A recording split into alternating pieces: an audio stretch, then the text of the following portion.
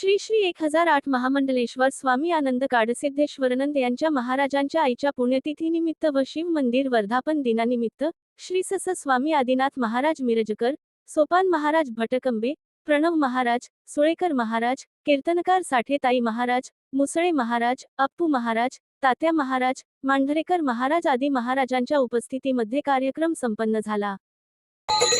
प्रेम सर्वांगाची ठाई वाचे विठ्ठल रखुमाई। भगवंताचं नाम सद्गुरूंचं नाम घेण्यासाठी प्रेम असावं लागतं, जिव्हाळा असावा लागतो। जिव्हाळा असेल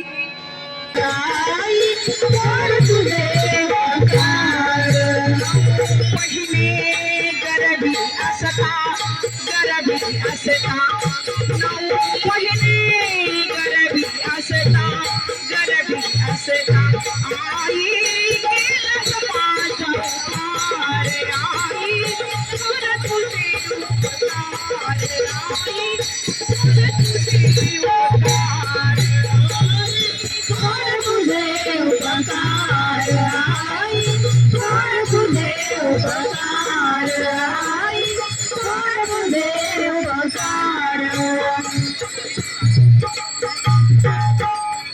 मोठ्या उपकारायचे असतात थोर।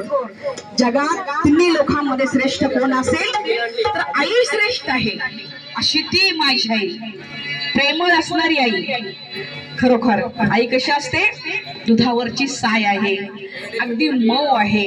आईला राग कधी मुलाचा लेकराचा येत नाही। एखादा जर आई जर रागानं बोलली ना तर आई पुन्हा कुरवळते, बाळा मी बोलले रे, मी जरा टेन्शन मध्ये होते म्हणून तुला बोलत होते, राग धरू नको पिलू माझा, अशी म्हणणारी ती आई, प्रेमळ ती आई। अशी आई ती माझी हिराई होती। सर्व लेकरांची, सर्व मुलांची, त्या मुलीची, सर्व सुनांची, नातवंडाची काळजी घेणारी अजून सुद्धा घेत आहे। त्यांचा आशीर्वाद आहे, त्यांचाच आशीर्वादानं हे सगळं काही वैभव महाराजांना प्राप्त झालेलं आहे। सद्गुरूच्या कृपेने, आईच्या आशीर्वादानं। आईचे आशीर्वाद फार मोठे असतात आणि म्हणून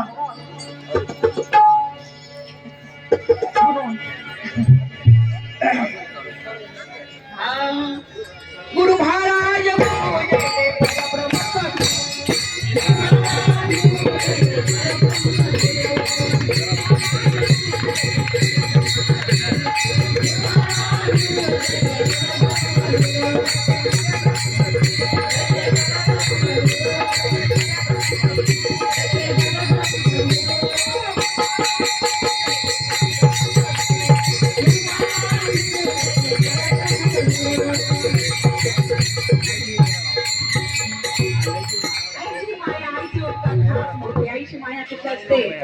महाराज सांगतात, एकदा म्हणले आपले महाराज अनसिद्ध स्वामी महाराज जर बाहेर निघाले, आई म्हणते ना बाळा आणि जर भाकरी खाऊन जाते, अरे एवढा भात तरी खाऊन जा, अशी म्हणणारी आई, अशी म्हणणारे प्रेमानं वाढणारी, प्रेमाला घास भरवणारी ती आई आपलीच आई। देवांची सुद्धा आई अशीच होती, अशीच होती आई। अशी कशी होती सांगा?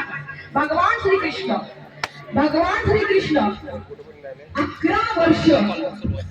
11 वर्ष गोकुळामध्ये राहिले आणि 11 वर्ष राहिल्यानंतर एक दिवस असा ठरवला की काय नाही, म्हणजे माझ्या माता पित्यांना जरा जायचं आहे आणि लोक बोलत आहे।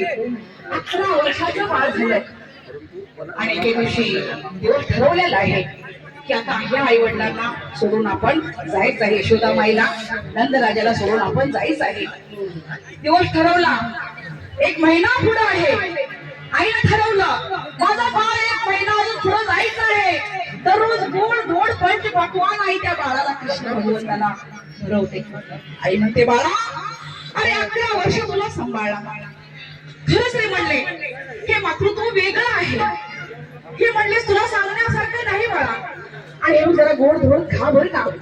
आणि जायचा दिवस उजाडला, उद्या माझा भगवंत जाणार आहे, भगवान श्रीकृष्ण उद्या जाणार आहे आणि म्हणून आदल्या दिवशी पंच पक्वान केलेलं आहे।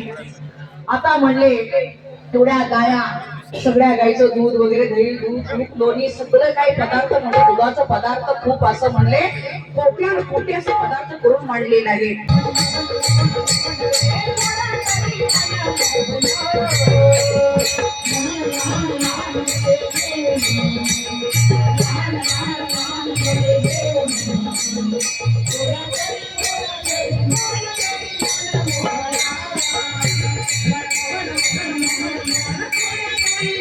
धनी म्हणतो, त्रैलोक्याचा धनी म्हणतो यशोदेशी माई.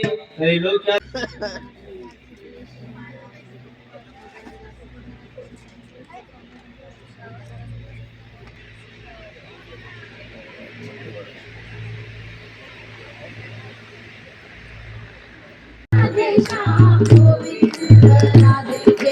राधे राधे राधे श्याम गोविंद राधे जय श्री राधे.